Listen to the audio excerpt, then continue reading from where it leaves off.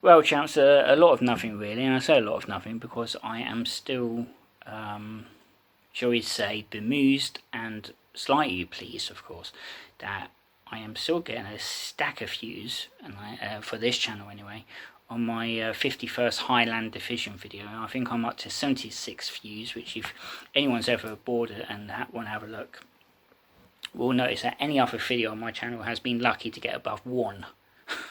Most of my videos on 0, they should tell me something. So,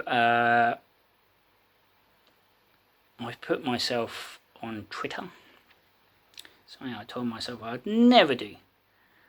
More so when a few years ago a friend said to me, so-and-so is following me on Twitter, and I thought to myself, and it's largely so I can do my war updates day by day, and somebody might take interest. If I can, I shall try and put the link in the description and on the last image you will see. Otherwise, July 23rd, it is today, and the Battle of Britain Phase 1 is still, of course, ongoing. Since the offensive started on July 10th, the action has been, of course, confined largely to warehouses, factories, and so on and so forth. And not just in England, but in Scotland has been bombed as well. But the action is concentrating in the English Channel. Convoys are still being attacked by Stukas and Dorniers and what have you, and the losses have been daily. So far, in 13 days of action, I would say that the enemy has lost more men and more aircraft than the British have. Indeed, on July 23rd, according to one website at any rate, the Germans lost half a dozen aircraft and double that in men, and the British lost 2 aircraft with no men killed at any rate. It's, so far in the war, and indeed before the war, Germany has followed a set pattern. Czechoslovakia is a piece of cake really compared to Poland, in the sense that there was no real fracas, despite the fact the Czechs were ready for it. But Poland, ground invasion, dive bombers, and then France, Belgium and Low Countries largely did. Norway was all over the place. But the thing is, England is an island, or Britain is anyway. So there can be no lightning thrust invasion, and the aerial assault is all there is at the moment. As I've said many times in previous videos, the invasion threat in 1940 was very much a real one, but hindsight is a wonderful thing, and I was told at university never to rely on hindsight, because you're a historian, you've got to study things as in the moment.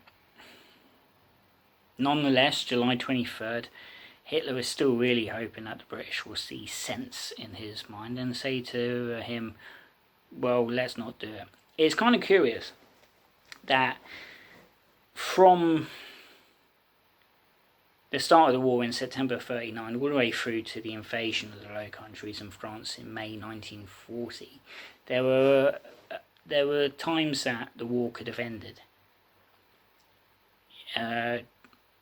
Despite the fact he had battered Poland in contrast to Austria and Czechoslovakia and the Rhineland, Hitler was a case of, well, no further bloodshed, let's make peace, and then I assume he would have gone on with the invasion of Russia, say.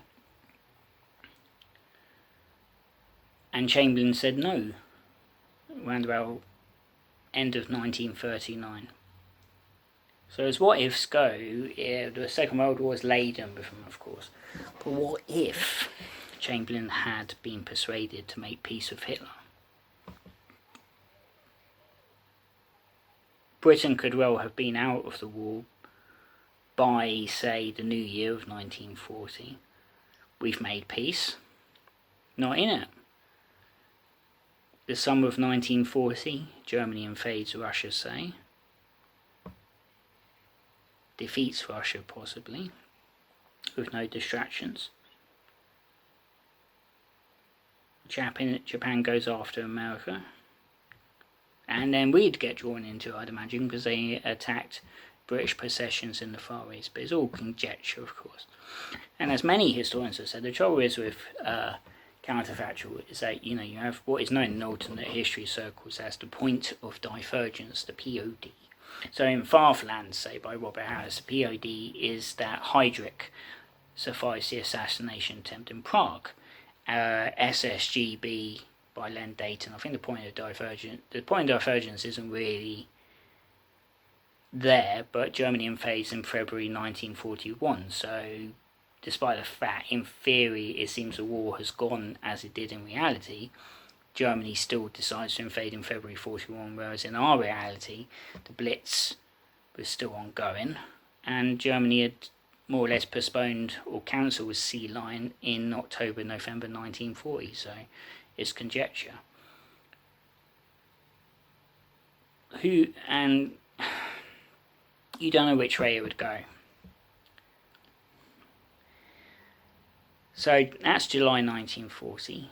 We're closing in on Adler Tag, that is to say Eagle Day, and there's all manner of other things going to go on. So I don't know what I'm going to do for you chaps, anyone watching, but you never know, eh?